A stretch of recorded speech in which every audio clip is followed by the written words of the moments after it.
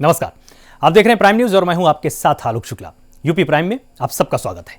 मुख्यमंत्री योगी आदित्यनाथ ने गोरखपुर की पिपराइच में सल्फर मुक्त चीनी मिल का उद्घाटन किया है। पिपराइच चीनी मिल के सल्फर मुक्त प्लांट का शुभारंभ करते हुए सीएम योगी ने कहा कि पिछली सरकारों ने एक साजिश के तहत 21 चीनी मिलें बेच दी थी।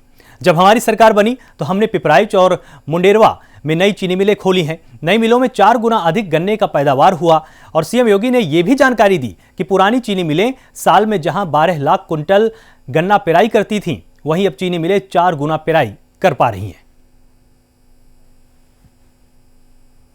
मैं सबसे पहले पिपराइच और मुंडेरवा चीनी मिल में शुगरलेस प्लांट के आज के इस लोकार्पण कार्यक्रम के अवसर पर दोनों जनपदों से जुड़े हुए और पूर्वी उत्तर प्रदेश के अपने सभी किसान भाइयों का हृदय से अभिनंदन करते हुए मैं बधाई देता हूं, अपनी शुभकामनाएं देता हूं।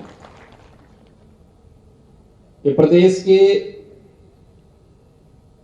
शुगरलेस के पहले प्लांट हैं, यानी फाइन शुगर यहां पे बनेगी और यहां से अब ये फाइन शुगर दुनिया के बड़े बड़े होटलों में, चिकित्सालयों में, दवा कंपनियों में और अन्य संस्थानों में भी अब पिपराइच की और मुंडेरवा चीनी मिल की चीनी जाएगी और नाम दोनों जनपदों का भी होगा, दोनों कस्बों का भी होगा।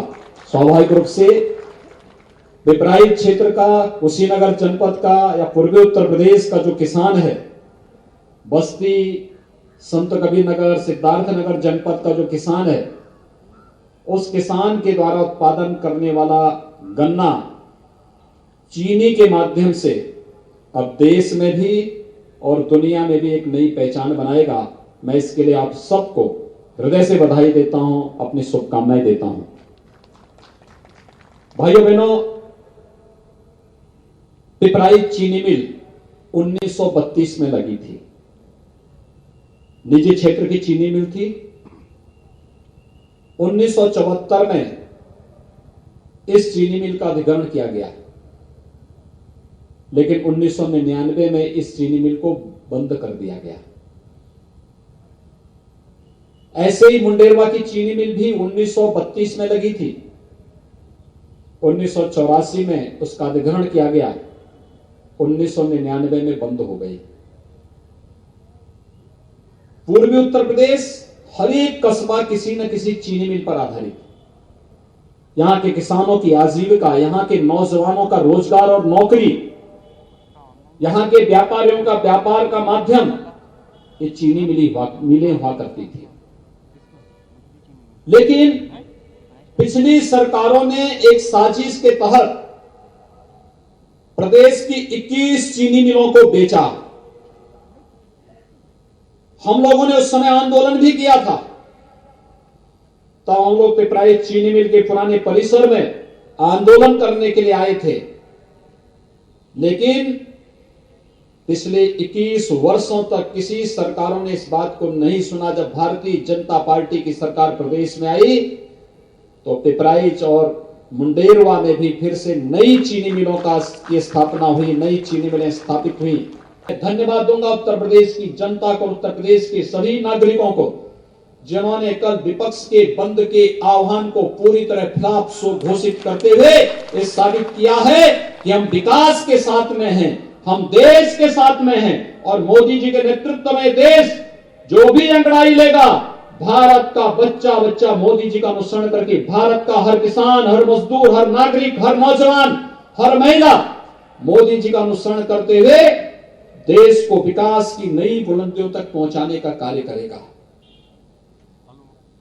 विपक्ष की समझ ही में नहीं आ रहा है कि आखिर हर गरीब को मकान कैसे मिल जा रहा है, हर गरीब के घर में बिजली कैसे पहुंच जा रही है, हर गरीब को स्वास्थ्य की सुविधा कैसे मिल जा रही है, ये चीनी मिलें कैसे बन जा रही हैं। पहले तो सरकार थी, लेकिन बजट का पता नहीं होता था।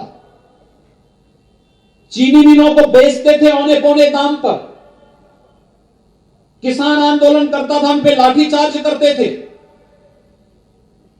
परेशान करते थे, पर्व और त्योहारों में विघ्न बाधा खड़ी करते थे, कोई न्यूनतम समर्थन मूल्य किसानों को नहीं उपलब्ध हो पाता था और केवल हर एक स्तर पर दलाली करने का कार्य होता था। आज मैंने सुबह 3209 पंप ऑपरेटर को भी नियुक्ति पत्र जारी किए। आप अनुमान करिए, ट्यूबवेल के ऑपरेटर कई दशकों के बाद भर्ती हुए।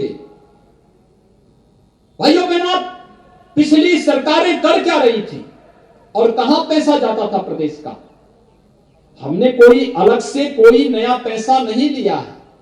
प्रदेश वही, मशीनरी वही, व्यवस्था वही, लेकिन आज सड़क भी बन रही है, बिजली भी आ रही है, कानून व्यवस्था की स्थिति भी बेहतर है, किसानों के खाते में भी पैसा जा रहा है, नौजवानों के लिए रोजगार भी हो रहा है, चिकित्सालयों की व्यवस्था भी हो रही है।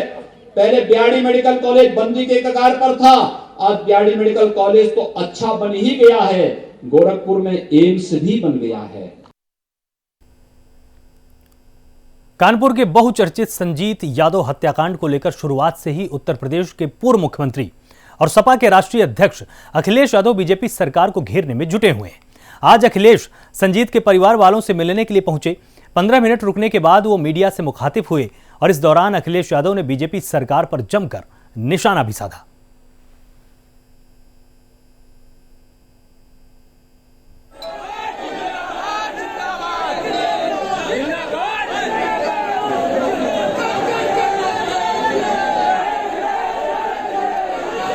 समाजवादी पार्टी किसानों के साथ है। भारतीय जनता पार्टी को उनकी आय दोगुनी जरूर याद दिलाएगी। और दूसरी बात जो यहाँ आए हैं वो इसलिए आए हैं कि कम से कम समाजवादियों ने कानपुर को मेट्रो दी और जो मेट्रो आज चल भी रही, जिसका शिलान्यास दोबारा किया। भारतीय जनता पार्टी सरकार अच्छी है क्योंकि वो शिलान्यास का शिलान्यास करती है, उद्घाटन का उद्घाटन करती है।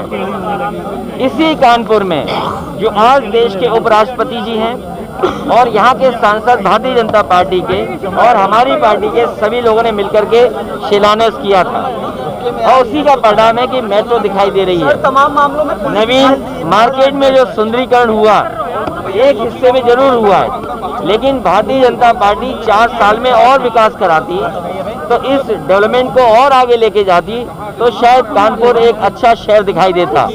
आज कूड़े से लेकर के कूड़ा, ट्रैफिक की अव्यवस्था, बिजली का संकट और तमाम चीज ऐसी हैं जो होनी चाहिए थी जो नहीं हुई।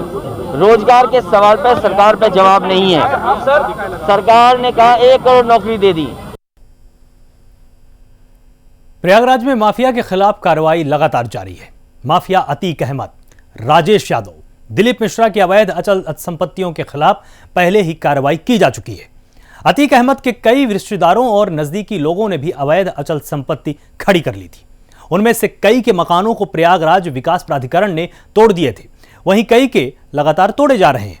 इसी कड़ी में करेली थाना क्षेत्र के बख्शी मोढ़ा इलाके में माफिया अतीक अहमद के करीबी मुबारक की अवैध अचल संपत्ति को पीडीए ने तोड़ने का इरादा बना लिया है। प्रयागराज विकास प्राधिकरण के अधिकारी मुबारक के 3 मंजिला मकान को तोड़ने के लिए लाव लश्कर के साथ पहुंचे। इसके बाद मकान को तोड़ने की कार्रवाई शुरू कर दी गई। कोई ध्वस्तीकरण का विरोध न करे, इसके लिए भी प्रबंध करके रखा गया था। भारी पुलिस बल फोर्स की मौजूदगी में मुबारक के मकान को तोड़ा गया। प्रयागराज विकास प्राधिकरण की टीम का कहना है कि इस मकान का नक्शा पास न होने के कारण ध्वस्तीकरण की कार्रवाई की जा रही है। तकरीबन 300 से 400 वर्ग क्षेत्रफल में बने मुबारक के मकान को गिराने के पहले प्राधिकरण द्वारा लाए गए मजदूरों ने सामान को बाहर निकलवाया।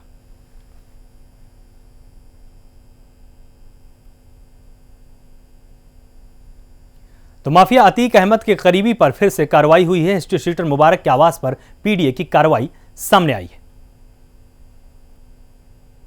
कृषि कानूनों पर केंद्र सरकार और किसानों के बीच टकराव और ज्यादा बढ़ चुका है। किसान संगठनों ने केंद्र सरकार के प्रस्ताव को सिरे से खारिज कर दिया है। किसान नेताओं ने इसके साथ ही ऐलान भी कर दिया है कि कृषि कानूनों के रद्द होने तक आंदोलन जारी रहेगा। किसानों ने आंदोलन तेज करने की रूपरेखा भी तय कर दी है।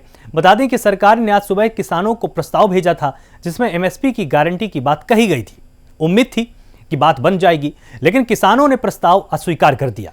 सरकार की ओर से मिले प्रस्ताव के बाद किसान नेताओं ने सिंघू बॉर्डर पर मीटिंग की। बैठक के बाद किसानों ने औपचारिक प्रेस कॉन्फ्रेंस करके अपनी बात जाहिर की है। सभी संगठनों में जो सदस्य आए हैं उनका सभी का धन्यवाद करता हूं। जो पहली बात तो जो सरकार की ओर से प्रपोजल आई है, हम सब ने फैसला किया है, उसको देखा है, उसको हम पूरी तरह से रद्द करते हैं। अगर सरकार द्वारा कोई प्रपोजल भेजती है तो उसके बारे में विचार करेंगे। दूसरा फैसला ये हुआ है, जियो के जो जितने भी प्रोडक्ट हैं पूरे देश में नेशनल लेवल पर जो मॉल्स है सभी का बाइकाट करेंगे। पूरे देश में एक दिन का जिला हेडक्वार्टर पर मोर्चा लगेगा। 14 तारीख शुक्रवार को उनको घेरेंगे और वहां मोर्चा लगेगा। सोमवार पूरे देश में लगातार रोष प्रदर्शन जारी रहेंगे। पंजाब, हरियाणा, यूपी, एमपी, राजस्थान और अदर स्टेट जहां पर पूरे रोष प्रदर्शन जारी रहेंगे। जो यहाँ मोर्चे ने जो फैसला लिया है और पूरा देश का फैसला है, ये किसी व्यक्ति का फैसला नहीं, किसी संगठन का नहीं है। और पूरे ये मोर्चाबंदी जिस तरह से दिल्ली की करी जाएगी, ये पूरे यहाँ का किसानों का फैसला है। और आम किसान जो गाँव में है वहां तक अपनी आवाज हम पहुंचावे। जो फैसले यहाँ पे लिए हैं सब देश के किसानों की रजामंदी इन फैसलों के साथ में है। जो तारीख यहाँ पे दी गई है उन तारीख पे सब लोग अपना काम करेंगे। जो ड्राफ्ट भारत सरकार ने दिया था वो ड्राफ्ट हमको मान्य नहीं है। 3 बिल हैं, मेन रूप से उनके बिल वापसी नहीं होते, यह आंदोलन जब तक जारी रहेगा। और चीजों पे जो होगी इसके बाद में बातचीत सरकार से होगी नहीं होगी, उनका नया ड्राफ्ट आएगा, उसके बाद में बात उनसे कब होगी वो आने वाले टाइम पे ही पता चलेगा। हम सब लोग साथ में हैं। फिरोजाबाद में सैकड़ों कार्यकर्ताओं ने एमएलसी दिलीप यादव के नेतृत्व में दर्जनों ट्रैक्टरों के साथ गांव-गांव यात्रा निकाली। ग्रामीणों और किसानों से कृषि बिल का विरोध करने की उन्होंने अपील की है। एमएलसी डॉक्टर दिलीप यादव ने बताया कि किसानों के हक की लड़ाई हम लोग लड़ रहे हैं। जिस तरह से केंद्र सरकार ने किसानों के विरोध में काला कानून बनाया है, पूरी तरह से किसानों के विरोध में है। किसानों का यह हक है। समाजवादी पार्टी हर जिले में किसानों का समर्थन कर रही है और हमारी मांग है कि काला कानून वापस हो। किसानों के हक की लड़ाई हम लोग लड़ रहे हैं और जिस तरह से केंद्र ने काला कानून बनाया है, जो बिल पास किया है, पूरी तरह से किसानों के विरोध में है वो। और किसानों का ये हक है कि अपने विरोध की बात उठाएं। समाजवादी पार्टी के राष्ट्रीय अध्यक्ष के निर्देश पर हम लोग समाजवादी पार्टी पूरी तरह समर्थन कर रही है और समाजवादी पार्टी प्रत्येक जिले में, पूरे देश के जिलों में हर जगह इस तरह से किसानों का समर्थन कर रही है। इसमें काला कानून वापस हो, हमारी मांग है। किसानों की उपज है उसका जो मूल्य है, पूरा उपज का मूल्य मिलना चाहिए। जो मंडियां प्राइवेट दी जा रही हैं, मंडियों को ख़त्म किया जाए। इस तरह से सैकड़ों ऐसे कानून लागू किए हैं जो किसानों का हित में है। हम लोग आज ट्रैक्टर की रैली निकाल रहे हैं, सारे किसान हैं। पृथ्वी से शुरू किया हमने और जब्बलपुर होते हुए हम लोग नगला, कल्याण, नगला, ये सब लोग हम लोग पहुँचेंगे। कई गाँवों केसपुरा भी पहुँचेंगे, नगला सत्तू पहुँचेंगे, फतेहपुरा पहुँचेंगे। ये हम लोग किसानों की हक की लड़ाई के लिए किसानों के साथ ये मैसेज देना चाह रहे हैं मिलकर कि हम लोग किसानों के साथ हैं। काला कानून वापस कराएंगे। पंजाब, हरियाणा के किसान जिससे दिल्ली प्रदर्शन कर रहे हैं उनके साथ हैं। समाजवादी पार्टी साथ है। माननीय प्रोफेसर राम गोपाल जी, माननीय अक्षय यादव जी, माननीय राष्ट्रीय अध्यक्ष अखिलेश यादव जी पूरी तरह समर्थन कर चुके हैं। उसी कड़ी में आज हम ट्रैक्टर लेकर इनके क्षेत्र में निकले हैं और इनका साथ दे रहे हैं, इनका मनोबल बढ़ा रहे हैं, इनके हक की लड़ाई लड़ रहे हैं। भारत में कोविड-19 के मामले 97,35,000 के एक बड़े आंकड़े को पार कर चुके हैं, जिनमें से 92 लाख से अधिक लोगों के ठीक होने के साथ ही देश में मरीजों के ठीक होने की दर बढ़कर 94.66% हो चुकी है। वहीं यूपी में कोरोना वायरस को लेकर नवनीत सहगल ने प्रेस कॉन्फ्रेंस भी की है।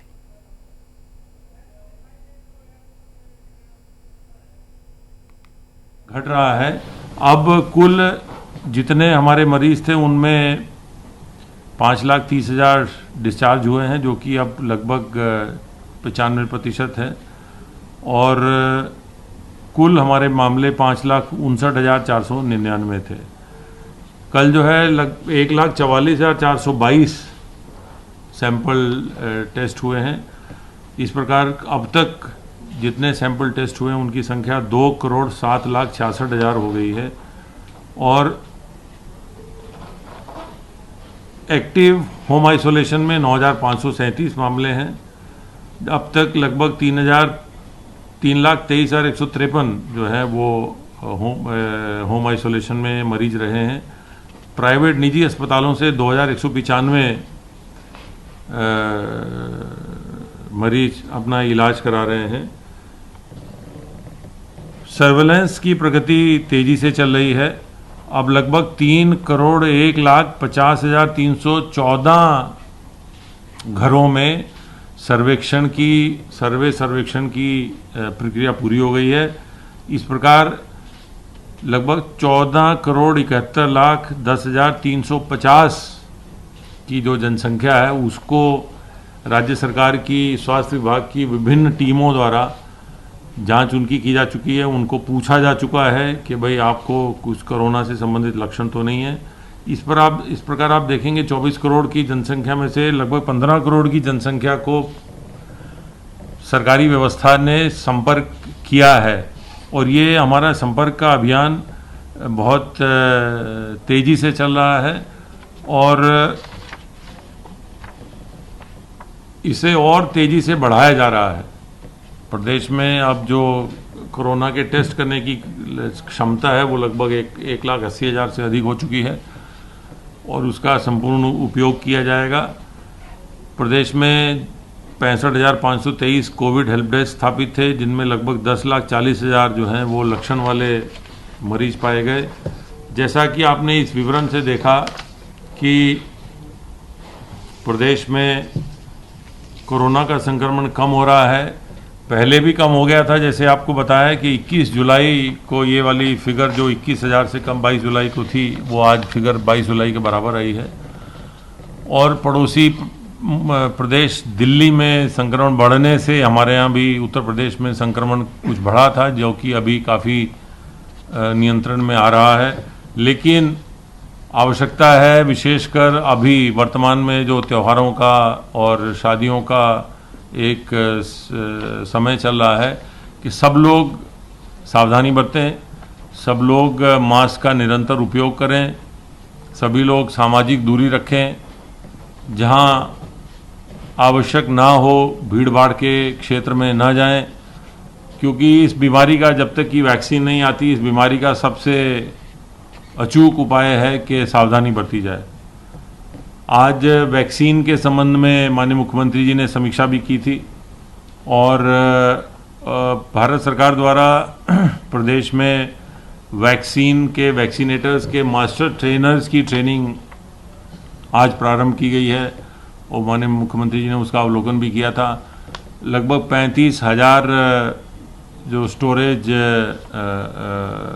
प्लेसेस भी बनाए गए हैं वैक्सीन के और ये प्रदेश सरकार समस्त तैयारियां कर रही है कि जैसे ही वैक्सीन आए वो लक्षित समूहों को तुरंत उसको देना शुरू हो।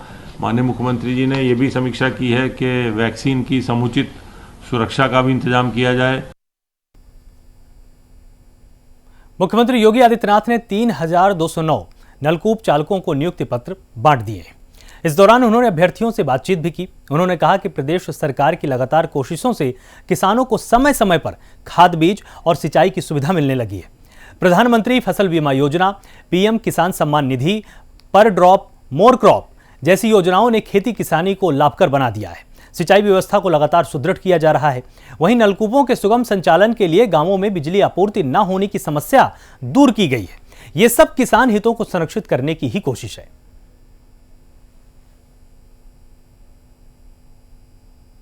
वास्तव में जो हमारे जल शक्ति मंत्री ने एक बार बात कही कि प्रदेश के अंदर हमारे पास लगभग 23 लाख हेक्टेयर कृषि लैंड ऐसी है जो नलकूपों से जहां सिंचाई होती है। यहां पर बहुत सारी जगह किसानों ने अपने नलकूप बनाए हैं, बहुत सारी जगह शासन ने बनाए हैं, लेकिन जो 34,000 के आसपास सरकारी नलकूप हैं, इन 34,000 से अधिक सरकारी नलकूपों में सब जगह हमारे पास नलकूप चालक नहीं थे। वहां पर हमारे पास एक एक नलकूप चालक को 4-4, 5-5 नलकूपों में अपनी सेवा देने के लिए मजबूर होना पड़ता था। समय से किसानों को सिंचाई की सुविधा नहीं मिल पाती थी। प्रदेश के अंदर हमारे पास जब विद्युत की आपूर्ति सुनिश्चित की तो नलकूप चालकों की चयन की एक पारदर्शी व्यवस्था को भी हम लोगों ने प्रदेश के अंदर आगे बढ़ाया और आज उसका परिणाम है कि अब ये संख्या 9,000 से बढ़कर के 12,000 होने जा रही है नलकूप चालकों की। बहुत बड़ा कार्य कर सकते हैं। आदरणीय प्रधानमंत्री जी की जो मंशा है कि देश के अंदर किसानों की आय को दुगना करना है 2022 तक, तो 2022 तक किसानों की आय को दुगना करने के लिए 2022 हमारे लिए एक महत्वपूर्ण तिथि है और वह तिथि है जब यह देश अपनी आजादी के 75 वर्ष पूरा कर रहा होगा। उन स्थितियों में हम देश की जनता को क्या देने जा रहे हैं? स्वाभाविक रूप से खेती किसानी देश का आधार है, हमारा अन्नदाता किसान है और अन्नदाता किसान के लिए प्रधानमंत्री जी ने पिछले 6 वर्षों के अंदर जितने कार्यक्रम चलाए, चाहे वह प्रधानमंत्री फसल बीमा योजना हो, प्रधानमंत्री कृषि सिंचाई की योजना हो, वहां पर तकनीक के साथ जोड़ते हुए हर एक किसान के यहां पर ड्रॉप मोर क्रॉप की योजना हो या फिर किसानों के लिए तमाम वे योजनाएं जिसमें मृदा परीक्षण करने की योजना हो या फिर किसान के खेत तक जल उपलब्ध कराकर के उसकी आमदनी को आगे बढ़ाने और जो भी उत्पादन किसान के खेत से आता है, खासतौर पर एमएसपी का लाभ आजादी के बाद पहली बार जब मोदी जी प्रधानमंत्री बने उसके बाद किसानों को मिलना प्रारंभ हुआ। हमने प्रदेश के अंदर लगभग 1 लाख के आसपास बेसिक शिक्षा के शिक्षकों के चयन की प्रक्रिया को पूरा किया और इस चयन की प्रक्रिया को पूरा करने के बाद उन्हें नियुक्ति पत्र देकर के प्रदेश के अंदर शिक्षा की गुणवत्ता को बनाए रखने में उन सब के द्वारा योगदान किया जा सके, इस पर भी हमारी कार्रवाई युद्ध स्तर पर आगे बढ़ रही है और ये प्रक्रिया हमारी पूरी हुई।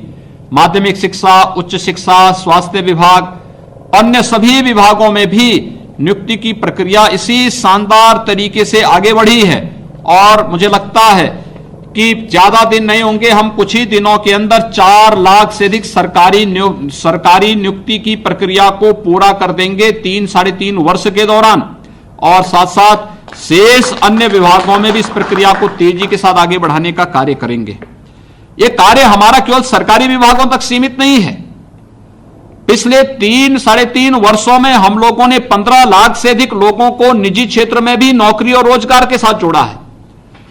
1.5 करोड़ से अधिक नौजवानों को स्वतः रोजगार के साथ जोड़ा है।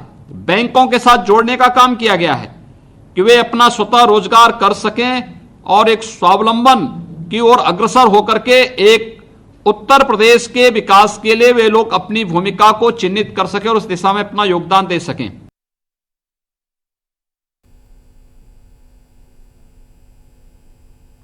तो यूपी प्राइम में फिलहाल इतना ही। और भी आगे की खबरों के लिए आप लगातार देखते रहिए प्राइम न्यूज।